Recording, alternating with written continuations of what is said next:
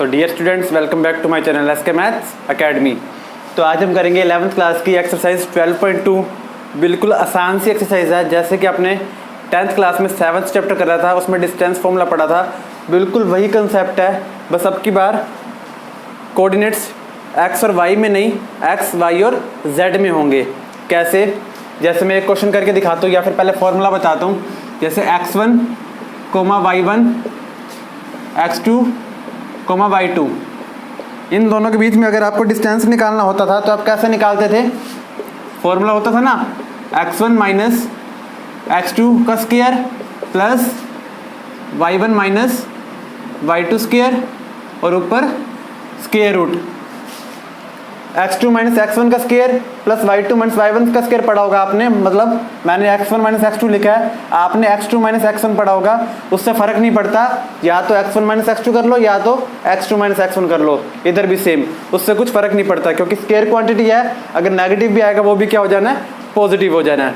ठीक है, लेकिन अब की बार हमें 3 में दे रखा होगा x1 y1 कोमा z1, इधर भी x2 y2 कोमा z2। अगर इन दोनों के बीच में डिस्टेंस निकालना है तो यहाँ भी तीसरा जुड़ेगा, z1 माइनस z2 का स्क्वायर। बस यही फ़र्क है और कुछ भी फ़र्क नहीं है। ठीक है, तो करें क्वेश्चंस। देखो मैं एक क्वेश्चन कराता हूँ एग्जाम्पल के तौर पे। ये क्या रखा है? First question 2, 3, 4, -1, 2, -3। इन दोनों के बीच में हमें क्या निकालना है? डिस्टेंस निकालना है। तो क्या फॉर्मूला लगेगा? x1 माइनस x2 का स्क्वायर यानी 2 माइनस 1 का स्क्वायर कितना आ जाएगा? माइनस माइनस प्लस हो जाएगा, 2 प्लस 1 का स्क्वायर प्लस 3 माइनस 2 का स्क्वायर प्लस 4 माइनस माइनस 3 का स्क्वायर प्लस 3 हो जाएगा। और इस पूरे का क्या कर देंगे? Square root. 2 प्लस 1 3 का स्क्वायर 9, 3 माइनस 2 1, 1 का स्क्वायर 1, 4 प्लस 3 7, 7 का स्क्वायर 49। कितना आ जाएगा ये? Root 59 units. ऐसे क्वेश्चन करने हैं। आप 10th क्लास में यहाँ तक करते थे सिर्फ, लेकिन अब की बार थर्ड एक्सिस भी लेनी है, यानी कि जेड एक्सिस भी लेनी है। इस तरीके से आपको 2 पॉइंट के बीच में डिस्टेंस निकालना होगा। आसान सा है, समझ गए होंगे आप लोग। आगे क्वेश्चन करते हैं। देखो सेकंड क्वेश्चन है ये। 2 पॉइंट्स दे रखे हैं a, 2, 1 एंड 1, -1, 1। इन दोनों के बीच का डिस्टेंस हमें दे रखा है, और वो क्या कह रखा है? 5 दे रखा है। इन दोनों के बीच का डिस्टेंस 5 यूनिट्स दे रखा है, और कहता है इस a की वैल्यू निकालो। आपको वही फॉर्मूला लगाना है, कौन सा?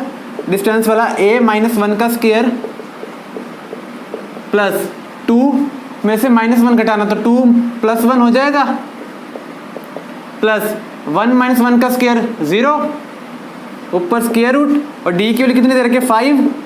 ये कितना आएगा? a माइनस 1 का स्क्वायर, और ये 2 प्लस 1 का स्क्वायर करेंगे तो कितना आएगा? 9, क्योंकि 3 का स्क्वायर कितना होता है? 9। अब स्क्वायरिंग बोथ साइड्स, ये बन जाएगा 25, ये बन जाएगा a माइनस 1 का स्क्वायर प्लस 9 को इधर लेकर आओ। a माइनस 1 स्क्वायर कितने के बराबर हो जाएगा? 25 माइनस 9। a माइनस 1 का स्क्वायर कितना आ गया? 16। a माइनस 1 कितना आ जाएगा? प्लस माइनस 4, क्योंकि स्क्वायर हटेगा तो उधर क्या लगेगा? रूट। a माइनस 1 की वैल्यू जब प्लस 4 के बराबर होगी तो a की वैल्यू कितनी आ जाएगी? 5। a माइनस 1 की वैल्यू जब -4 के बराबर होगी तो a की वैल्यू कितनी आ जाएगी? -3। इस तरीके से ये क्वेश्चन करना था। आसान है ना? बस ऐसे ही करने सारे क्वेश्चन। डिस्टेंस फॉर्मूला लगाना आना चाहिए बस। देखते हैं नेक्स्ट क्वेश्चन की तरफ। देखो ये क्वेश्चन दे रखा है, find the coordinate of point on Y axis which are at a distance of root 21 from the point 1, 3, 2। क्या कह रखा है? वाई एक्सिस पे वो पॉइंट निकालो जिसका इस पॉइंट से डिस्टेंस रूट 21 है। जब आप 10th क्लास में ऐसा क्वेश्चन करते थे तो आप इसके कोऑर्डिनेट क्या मानते थे? 0, y मानते थे। अब की बार क्या मानना है? 3 एक्सिस है ना, x axis, y axis, z axis. तो अब की बार क्या मानना पड़ेगा? Let the point on y axis is 0 y 0। जिस एक्सिस पर पॉइंट मान रखा है वही एक्सिस का लिखा जाएगा, बाकी सारे 0 0। अगर हम x एक्सिस पर पॉइंट लेते तो क्या आता है x, 0, 0। अगर यहाँ पे z एक्सिस होती तो क्या आता 0, 0, z। अब इस पॉइंट का इससे डिस्टेंस कितना दे रखा है √21। वहाँ से अगर आप y की वैल्यू निकाल लोगे डिस्टेंस फॉर्मूला लगा के तो हमारा क्या आ जाएगा पॉइंट आ जाएगा y एक्सिस के ऊपर। ठीक है, जब आप इसको सोल्व करोगे तो y की वैल्यू आएगी 7 और -1। जब आप इन दोनों को सोल्व करोगे डिस्टेंस फॉर्मूला लगा के तो y की वैल्यू आएगी 7 एंड -1। तो y एक्सिस पे पॉइंट कौन कौन से आ जाएंगे 0, 7, 0 एंड 0, -1, 0। ये दोनों इसके क्या हो जाएंगे आंसर हो जाएंगे। डिस्टेंस फॉर्मूला आप लोगों को लगाना आता है, जैसे 10th में लगाते थे वैसे ही लगाना बिल्कुल, स्केयरिंग बोथ साइड करके जैसे पिछला क्वेश्चन करा है। वहाँ पे a की वैल्यू निकाली थी, यहाँ पे y की निकालनी है। ठीक है, नेक्स्ट क्वेश्चन की तरफ चलते हैं। देखो ये क्वेश्चन है, prove that 1, 2, -1, 2, 5, 1 and 0, -1, -3 are collinear. Collinear points कौन से होते हैं जो एक ही लाइन पर लाई करते हैं। जैसे कि मान लो ये एक लाइन है, यहाँ पे पॉइंट क्या है 1, 2, -1, 2, 5, 1, 0, -1, -3। ये A हो गया, ये B हो गया और ये C हो गया। अगर हम दिखा दें ये तीनों पॉइंट एक ही लाइन पे लाई करते हैं तो ये क्या हो जाएंगे कोलिनियर हो जाएंगे। और वो कैसे पता चलेगा, आप यहाँ से AB निकालो, BC निकालो डिस्टेंस फॉर्मूले से, मतलब AB इन दोनों पॉइंट को यूज़ करके, BC इन दोनों पॉइंट को यूज़ करके और फिर AC निकालो। अगर किसी भी जो सबसे बड़ा डिस्टेंस होगा अगर वो दोनों को ऐड करके आ रहा है तो हमारे पॉइंट्स कैसे हो जाएंगे कोलिनियर हो जाएंगे। मान लो यहाँ पे 3 डिस्टेंस निकलेंगे ना, मान लो एक निकल जाता है 8 आ जाता है, एक आता है 6 और एक आता है 2। अभी जो सबसे बड़े वाला है ये इन दोनों को ऐड करने से आ रहा है ना, अगर दोनों को ऐड करने से कोई बड़े वाला डिस्टेंस हमें मिलता है तो पॉइंट्स क्या हो जाएंगे कोलिनियर हो जाएंगे। एग्जाम्पल के तौर पर मान लो 8 जैसे AC आ गया और BC आ गया 6 और AB आ गया 2। अब हमें AC कैसे मिल रहा है, इन दोनों को ऐड करने से मिल रहा है ना, तो ये क्या हो जाएगा हमारे पॉइंट्स कोलिनियर हो जाएंगे।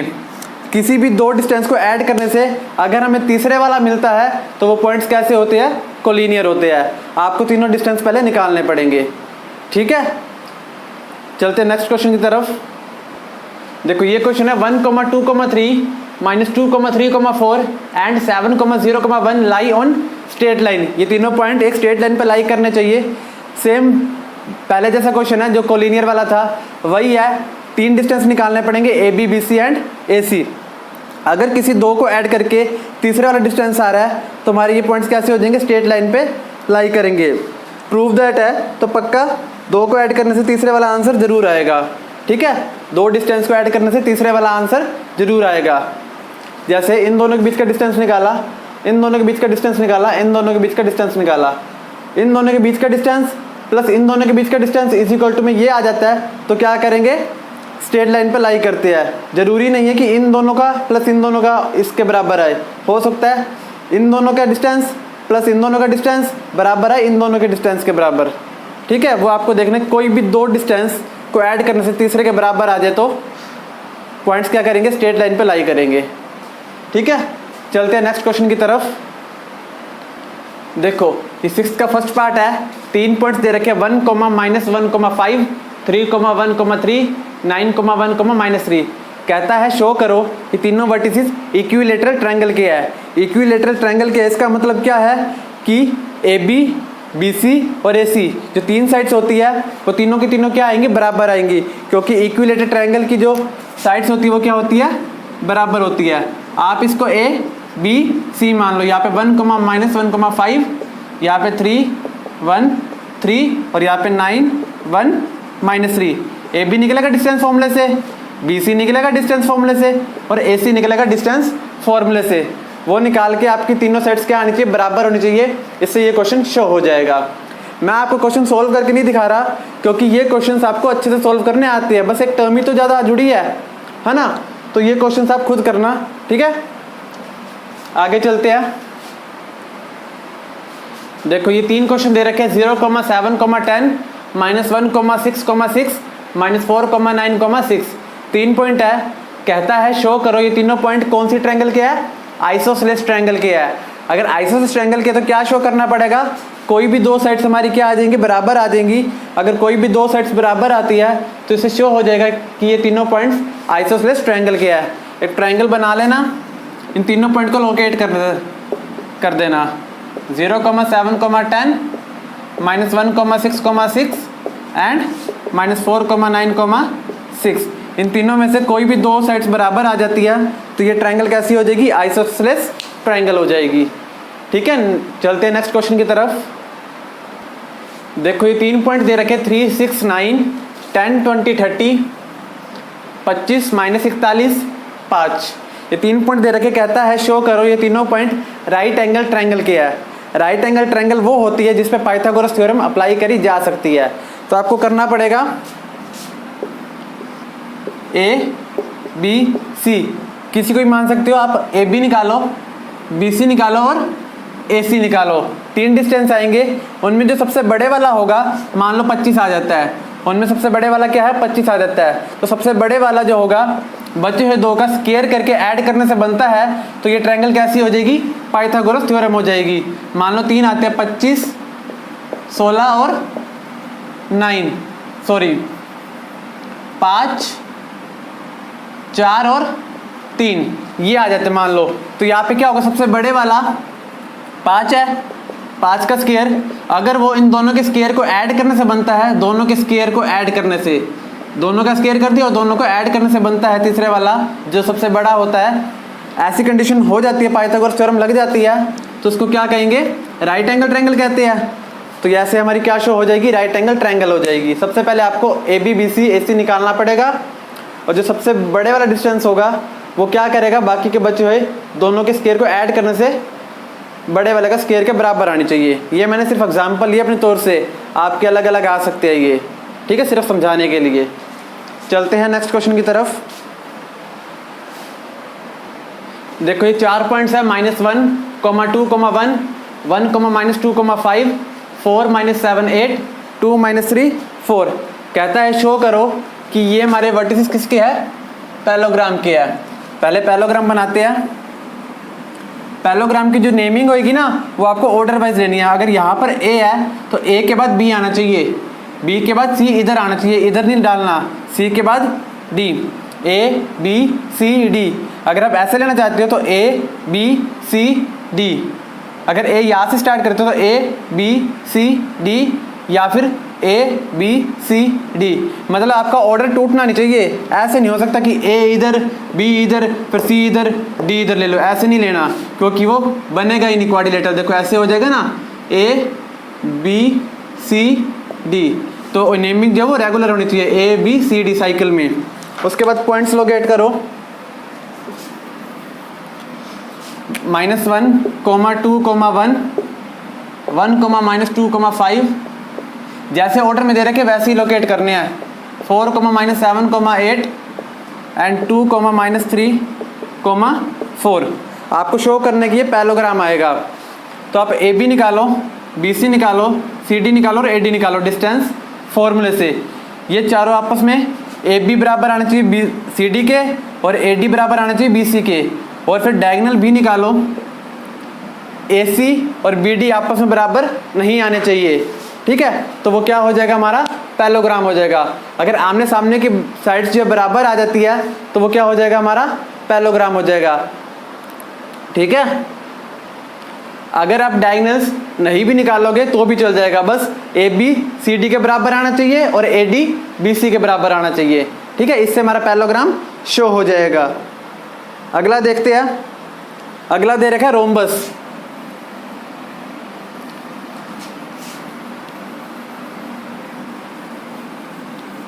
देखो नेमिंग तो ऐसी ही देनी है। अगला दे रखा है हमें रोम्बस, 1, 3, 4, -1, 6, 10, -7, 4, 7, -5, 1, 1। ठीक है, हमें कहता है शो करो कि ये एक रोम्बस आएगा। अगर चारों साइड्स बराबर आ जाती है तो ये क्या बन जाएगा, एक रोम्बस बन जाएगा। अब ए को इधर करो, 1 3 4 -1 6 10 -7 4 7 -5 1 1। अगर A B B C C D A D चारों आपस में बराबर आ जाते हैं तो ये क्या हो जाएगा, रोम्बस बन जाएगा। ठीक है, तो इस तरीके से आपको शो करना है। अगर यही हमें क्या रखा होता, स्क्वायर शो करो, तो आपको डायगोनल भी निकालने पड़ते। मतलब A B B C C D A D चारों आपस में बराबर आने चाहिए थे और उनके डायगोनल ए सी और बी डी वो आपस में बराबर आने चाहिए थे, लेकिन यहाँ पे सिर्फ रोम्बस रोम्बस बोल रखा है।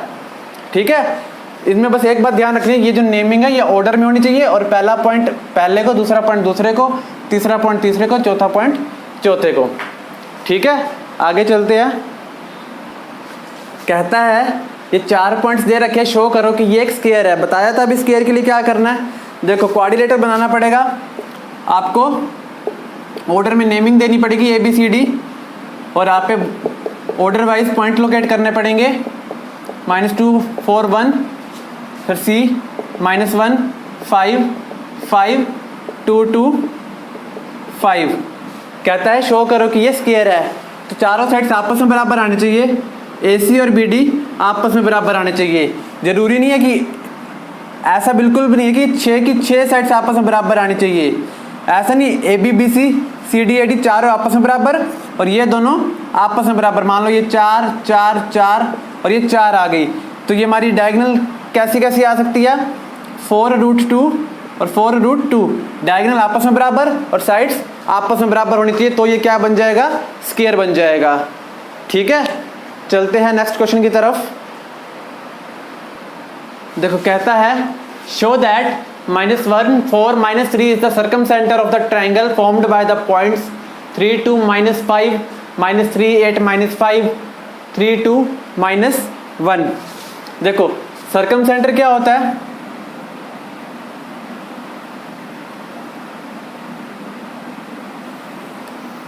ये एक सर्कल है, इसके अंदर जब एक ट्रायंगल बनाई जाती है तो ये जो बीच का पॉइंट होता है ना, ये क्या होता है, सर्कम सेंटर होता है। अब यहाँ पे देखो -1 4 -3, यहाँ पे पॉइंट लोकेट कर दिए ट्रायंगल के, 3 2 -5 -3 8 -5 और 3 2 -1। नेमिंग भी दे सकते हो ए बी सी। अगर ये डिस्टेंस ओ ए ओ बी और ओ सी तीनों बराबर आ जाते हैं तो ये शो हो जाएगा -1 4 -3 सर्कम सेंटर है इस ट्रायंगल ए बी सी का। मतलब इन दोनों के बीच का डिस्टेंस, इसके और इसके बीच का डिस्टेंस, इसके और इसके बीच का डिस्टेंस अगर बराबर आ जाता है तो ये शो हो जाएगा कि ये जो पॉइंट है दी गई ट्रायंगल का क्या है, सर्कम सेंटर। ठीक है, आगे चलते हैं। क्या कहता है इस क्वेश्चन में, देखो find the point on Y axis which is equidistant from the points 3 1 2 and 5 5 2। ऐसे क्वेश्चन आपकी 10th क्लास में भी थे, 7.1 के लास्ट क्वेश्चन में ऐसे आते थे, जो लास्ट के 4 क्वेश्चन थे। वाई एक्सिस पे एक पॉइंट है, वो क्या होगा, 0 y 0, ऐसे ही होगा। बताया था अभी, जिस एक्सिस पर पॉइंट होता है वही लेटर बीच में आता है, बाकी सारे 0। ये पॉइंट इन दोनों से क्या है, इक्विडिस्टेंट है। इसको a मान लो, इसको b मान लो, 5 5 2 और ये बीच में p। आप इन दोनों के बीच का डिस्टेंस निकालो, इन दोनों के बीच का डिस्टेंस निकालो, यानी pa और pb निकालो और उन दोनों को बराबर रख दो। उसके बाद क्या करोगे, स्केयरिंग बोथ साइड्स। उसके बाद सोल्व करके आपको y की वैल्यू निकालनी है, जो भी वैल्यू आएगी वो आपका आंसर आ जाएगा। ठीक है, y की वैल्यू कितनी आएगी, 5 आएगी। यहाँ पे y की वैल्यू 5 आएगी तो आपका ये पॉइंट क्या बन जाएगा, 0 5 0, आंसर आ जाएगा।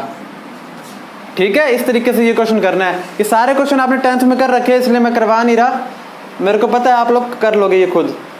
ठीक है, आगे चलते हैं।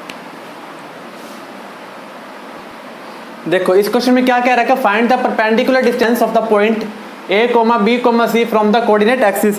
कोऑर्डिनेट एक्सिस से इस पॉइंट का डिस्टेंस निकालना है, यानी कि x एक्सिस, y एक्सिस और z एक्सिस तीनों से इस पॉइंट का क्या निकालना है, डिस्टेंस निकालना है। मैंने पहले ही बोला एक्स एक्सिस पर पॉइंट कैसे होंगे, एक्स कोमा 0,0। अब यहाँ पे ए बी सी दे रखा है तो एक्स की जगह क्या आ जाएगा, ए आ जाएगा, ए बी सी आ जाएगा। मान लो ये ए बी सी कोई पॉइंट है, 3 एक्सिस ऐसे बनती है, ये पॉइंट यहाँ पर है ए कोमा बी कोमा सी, यानी एक्स एक्सिस से ए डिस्टेंस आ गया है, वाई एक्सिस से बी डिस्टेंस आ गया है और जेड एक्सिस से सी डिस्टेंस आ गया है। तो यहाँ पे जो एक्स एक्सिस है वहाँ पर पॉइंट क्या होगा, ए कोमा 0,0 होगा, यहाँ से इतना चला। और वाई एक्सिस पे पॉइंट क्या होगा, 0,b,0 और जेड एक्सिस पे क्या पॉइंट होगा, 0,0, सी। आपको इसी तरीके से एक्स एक्सिस, वाई एक्सिस और जेड एक्सिस तीनों से क्या निकालना है, डिस्टेंस निकालना है।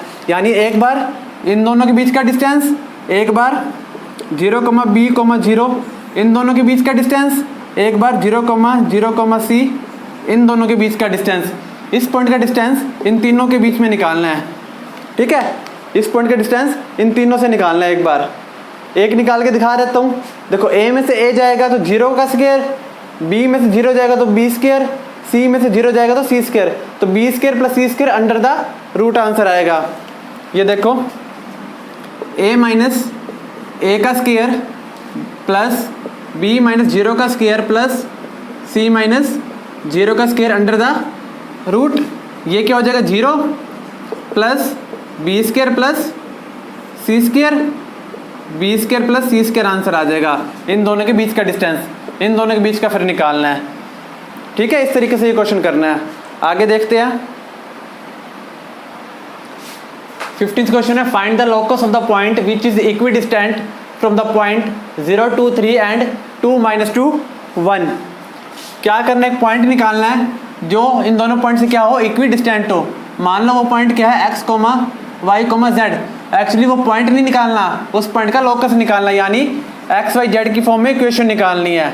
ये पॉइंट है 0, 2, 3 और ये पॉइंट है 2, -2, 1। ये अपना है P और ये है B।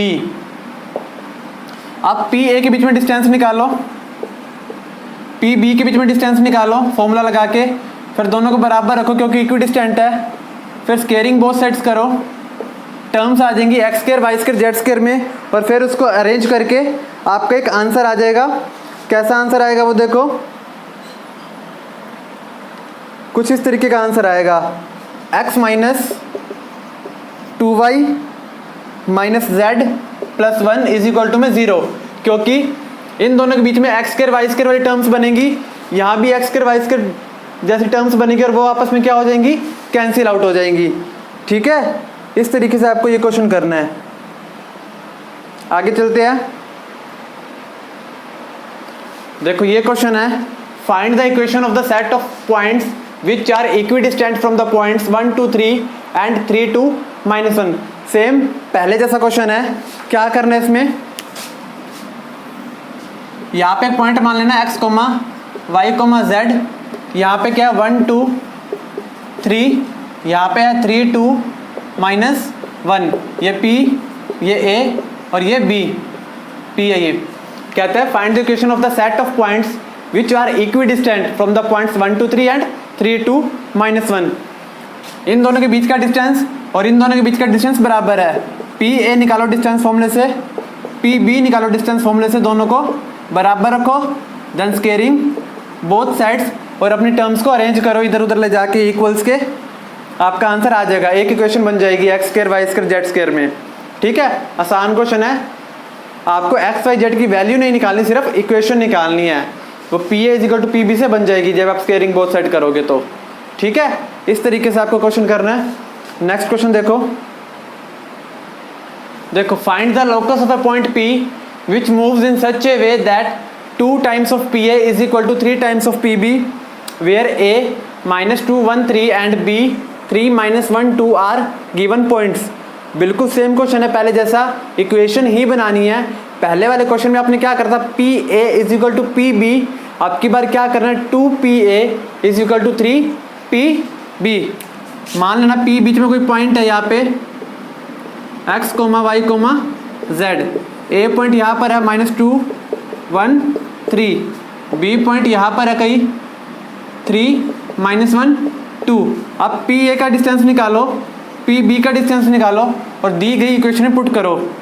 2PA is equal to 3PB, squaring both side करना तो 4PA square 9PB square. PA square में रूट कैंसिल आउट हो जाएगा और PB स्केयर में भी रूट कैंसिल आउट हो जाएगा। जब आप डिस्टेंस निकालोगे तो रूट आता है ना ऊपर, और स्केयर करेंगे तो कैंसिल आउट हो जाएगा। फिर जो टर्म्स बनेगी उसको आप अरेंज करना, अरेंज करने से आपका आंसर आ जाएगा।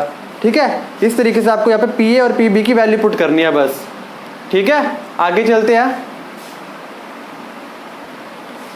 देखो ये क्वेश्चन है, find the points in XY plane which is equidistant from 203, 032 and 001। अब हमें क्या कह रखा है, पॉइंट वो निकालो जो XY प्लेन के अंदर है। XY नाम आ रहा है ना, तो पॉइंट कैसा लेंगे सॉल्यूशन में, let the required point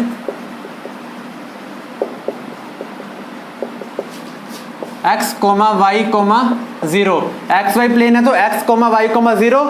ZX plane है तो x, 0, z।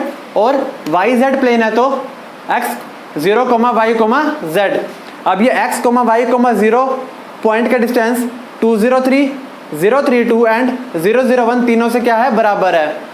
ये पॉइंट हमने x, y, 0 कैसे लिया, जब x एक्सिस की बात करता था तो वहाँ पे सिर्फ x का नाम सुनने को मिलता था ना, तो पॉइंट कैसा लेते रहे, x, 0, 0। अब यहाँ पे XY प्लेन है तो x, y, 0। ये पॉइंट का इन तीनों से डिस्टेंस क्या है, बराबर है, इक्वी डिस्टेंट है। तो एक बार इन तीनों, इनके बीच में डिस्टेंस फॉर्मूला लगाओ, इन दोनों के बीच में और इन दोनों के बीच में, तीनों को क्या रख दो, बराबर रख दो। जब इन दोनों के बीच में लगाएंगे तो क्या आएगा, देखो x - 2 का स्क्वायर प्लस y - 0 का स्क्वायर यानी y स्क्वायर, 0 - 3 का स्क्वायर यानी 9। ऊपर क्या आ जाएगा, स्क्वायर रूट आ जाएगा। ये a b c और इसको p मान लो, तो ये हमारा क्या आ चुका है, PA आ गया। PB निकालो, कितना आएगा, देखो x - 0 का स्क्वायर यानी x स्क्वायर प्लस y - 3 का स्क्वायर प्लस 0 - 2 का स्क्वायर यानी 4 आएगा। ऊपर लगाओ स्क्वायर रूट, फिर निकालो PC, x - 0 का स्क्वायर x स्क्वायर, y - 0 का स्क्वायर y स्क्वायर, 0 - 1 का स्क्वायर 1। ऊपर लगाओ स्क्वायर रूट। करे आगे क्वेश्चन, क्या कह रखा है, इक्वी डिस्टेंट है, इसका मतलब PA बराबर PB बराबर PC है। ये तीनों क्या है, आपस में बराबर है। तो देखो कैसे सॉल्व करेंगे, ऊपर वाली स्टेटमेंट रफ कर देता हूं मैं। देखो PA बराबर PB बराबर PC है,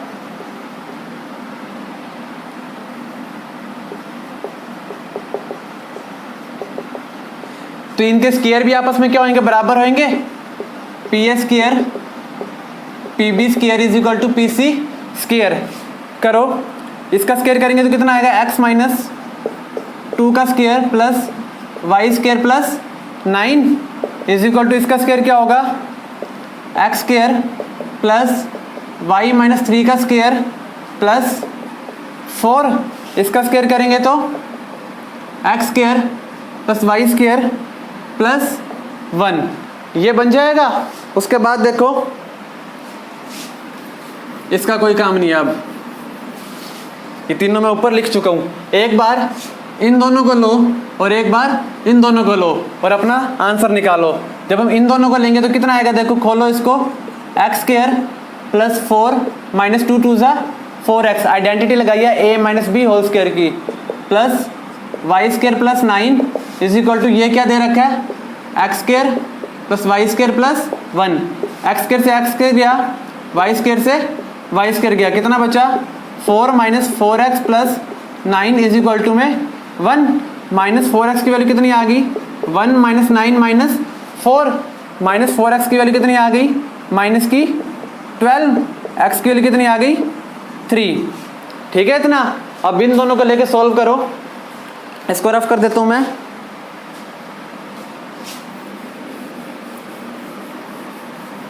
इन दोनों को लेके सॉल्व करो, कितनी आएगी, x स्क्वायर, इसकी आइडेंटिटी खोलो, y square plus 9 - 6y plus 4 is equal to x square plus Y square plus 1, ये एक्स स्क्वायर वाई स्क्वायर आपस में कैंसिल आउट हो गए, कितना बचा 9 minus 6y plus 4 is equal to 1। Minus का 6y किसके बराबर आ गया 1 माइनस 4 माइनस 9, माइनस का 6y किसके बराबर आ गया माइनस का 12, y की वैल्यू कितनी आ गई 2 आ गई, और x की कितनी आई थी 3 आई थी। तो रिक्वायर्ड पॉइंट हमारा क्या बन गया 3,2,0, जो हमारा x, y, 0 माना था वो क्या बन गया 3,2,0। इस तरीके से ये क्वेश्चन करना था, ये थोड़ा करने वाला था तो मैंने करवा दिया, बाकी क्वेश्चन आप कर लोगे। चलते हैं नेक्स्ट क्वेश्चन की तरफ। देखो ये क्वेश्चन है, find the point which is equidistant from the points a0 0, 0b0, 0 0 c and 0 0 0। अब की बार पॉइंट जो है वो सीधा पॉइंट की कह रखा है, सिर्फ फाइंड द पॉइंट, ये नहीं कह रखा पॉइंट x एक्सिस पर है, y एक्सिस पर है, z एक्सिस पर है, या फिर x y प्लेन पर है, y z प्लेन पर है, या z x प्लेन पर है। ऐसा कुछ भी नहीं कह रखा, सिर्फ कह रखा find the point which is equidistant from the point जो 4 दे रखे है। अगर कुछ भी नहीं कह रखा तो हमें पूरा पॉइंट लेना पड़ेगा x, y, z। Late the required point p x, y, z, और इसका इन चारों से डिस्टेंस क्या है बराबर, क्योंकि इक्वी डिस्टेंट है। तो पहले इसको a, b, c और d मान लेते हैं। p a निकालेंगे तो कितना आएगा देखो x माइनस a का स्क्वायर प्लस y माइनस 0 का स्क्वायर यानी y स्क्वायर, z माइनस 0 का स्क्वायर यानी z स्क्वायर, ऊपर स्क्वायर रूट। इसी तरीके p भी निकालेंगे तो कितना आएगा x माइनस 0 का square x square plus y minus B square plus z square. इसी तरीके से pc निकालेंगे तो कितना आएगा x माइनस 0 स्क्वायर यानी x square, y minus 0 square यानी y square, z minus c square. pd निकालेंगे तो कितना आएगा x माइनस 0 का स्क्वायर, y माइनस 0 का स्क्वायर, z माइनस 0 का स्क्वायर। ये pa, pb, pc और pd सारे आपस में क्या है इक्वी डिस्टेंट है, मतलब बराबर है। ऊपर रफ कर देता हूं मैं,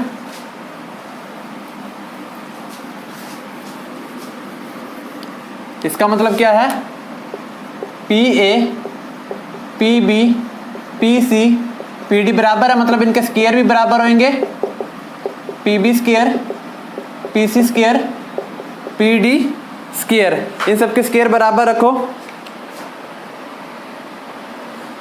आपको क्या करना है, एक बार pa pd बराबर रखो, pb pd बराबर रखो, pc pd बराबर रखो। यहाँ से आपको जब pa स्क्वायर pd स्क्वायर बराबर रखोगे तो वहाँ से आपको x की वैल्यू मिल जाएगी। जब pb स्क्वायर pd स्क्वायर बराबर रखोगे तो वहाँ से आपको y की वैल्यू मिल जाएगी। जब pc स्क्वायर pd स्क्वायर बराबर रखोगे तो वहाँ से आपको z की वैल्यू मिल जाएगी। ठीक है, और x y z की जब वैल्यू आ जाएगी तो आपको क्या करना है, इस पॉइंट पे पुट कर देना है। ठीक है, x y z की वैल्यू कितनी आएगी मैं आपको बता देता हूँ। x की वैल्यू आएगी a/2, y की वैल्यू आएगी b/2 और z की वैल्यू आएगी c/2। तो आपका पॉइंट क्या बन जाएगा a/2, b/2, c/2। ये वो पॉइंट है जो दिए गए चारों पॉइंट से इक्वी डिस्टेंट है। ठीक है, इस तरीके से क्वेश्चन करना है ये। अगले क्वेश्चन की तरफ चलते हैं।